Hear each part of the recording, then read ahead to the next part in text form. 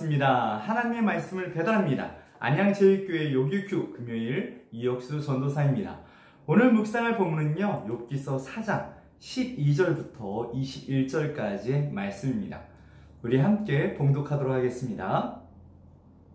어떤 말씀이 내게 가만히 이르고 그 가느다란 소리가 내 귀에 들렸었나니 사람이 깊이 잠들 즈음 내가 그 밤에 본 환상으로 말미암아 생각이 번거로울 때 두려움과 떨림이 내게 이르러서 모든 뼈 마디가 흔들렸느니라.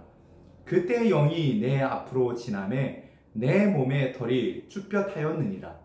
그 영이 서 있는데 나는 그 형상을 알아보지는 못하여도 오직 한 현상이 내 눈 앞에 있었느니라.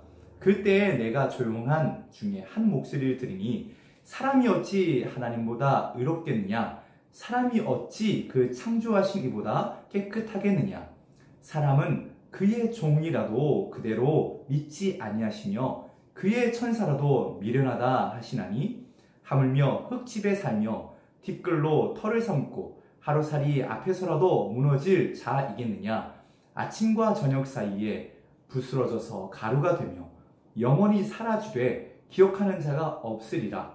장막줄이 그들에게서 뽑히지 아니하겠느냐? 그들은 지혜가 없이 죽느니라. 아멘.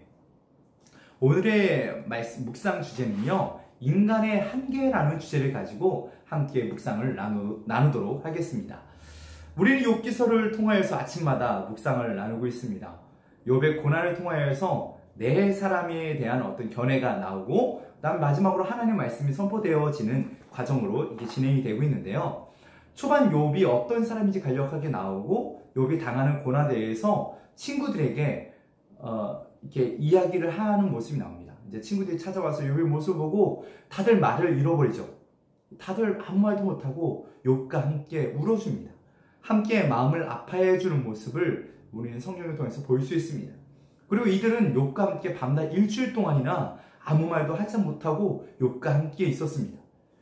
어떻게 보면 친구라는 것, 사전적으로 보면 자기와 가까우면서 정이 두터운 사람을 말하고 있는데요. 비슷한 말로는 동무 이렇게 이야기할 수 있습니다.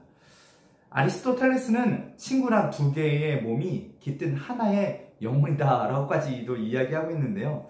얘가 참몸처럼 작기를 아끼는 사람이라는 그렇게 생각을 했던 것 같습니다.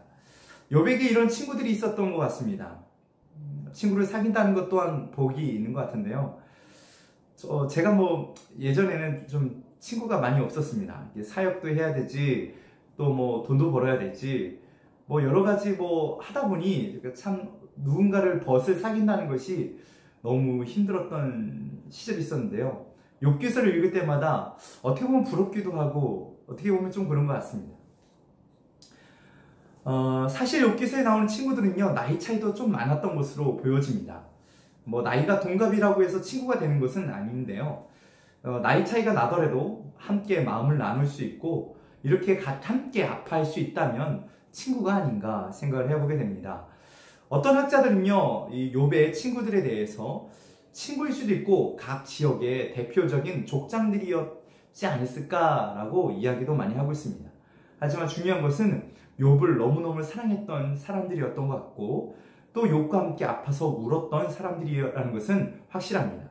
하여튼 그런 친구들이 함께 밤낮으로 울며 욥과 함께 있다가 욥의 이제 투정 섞인 이야기, 욥의 한탄을 이야기를 듣습니다. 그러면서 이 욥의 이야기가 끝나자마자 이 친구들이 보인 반응에 대해서 말씀이 나오고 있는데 오늘 그 첫 번째 욥에 대한 반응을 보인 친구가 나옵니다. 바로 엘리바스입니다.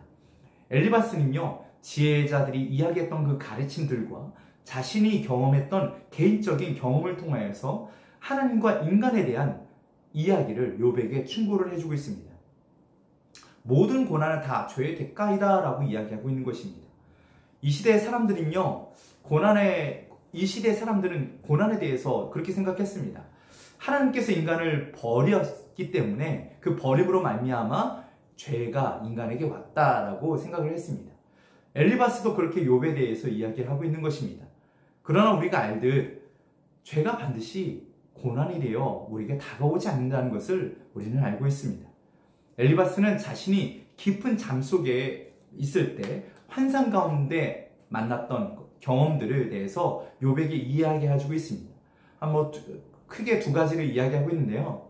첫 번째는 사람이 어찌 하나님보다 의롭겠느냐. 두 번째로는 사람이 어찌 창조하신 이보다 깨끗할 수 있겠느냐라고 이야기하고 있습니다. 이 질문에 대한 답은 사람은 결코 하나님보다 의로울 수 없다라는 것이죠. 하나님보다 깨끗할 수 없는데 욥, 왜 너는 자신이 죄가 없다고 이야기하고 있는 것이냐 라고 이렇게 엘리바스는 욥에 대해서 꾸짖고 있는 것입니다.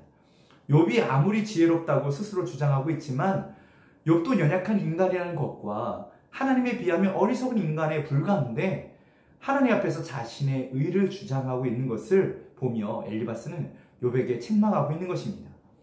엘리바스가 보기에는 욥은요, 교만하다고 생각했던 것 같습니다. 엘리바스가 가진 인간과 하나님에 대한 차이를 지금 아픔당하고 있는 욥을 보며 지적하고 있는 것입니다. 욥이 교만했기 때문에 고난을 당하고 있다는 것을 알게 하기 위해서 욥에게, 지금 아픔 가운데 있는 욥에게 계속 이야기하고 있는 것이죠.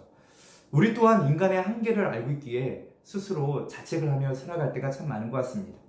그리고 엘리바스처럼 아픔을 당하고 있는 당사자인 그 사람들에게 도와준다는 생각을 가지고 이야기를 하지만 오히려 그 사람을 아프게 하는 말을 할 때가 많은 것을 우리는 또 종종 보게 됩니다.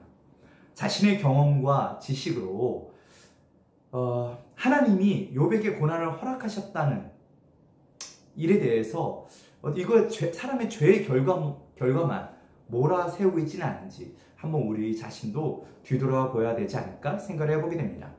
엘리바스의 충고는 어느 정도 맞습니다. 인간은 깨끗하지도 의롭지도 않고 생명 또한 짧습니다.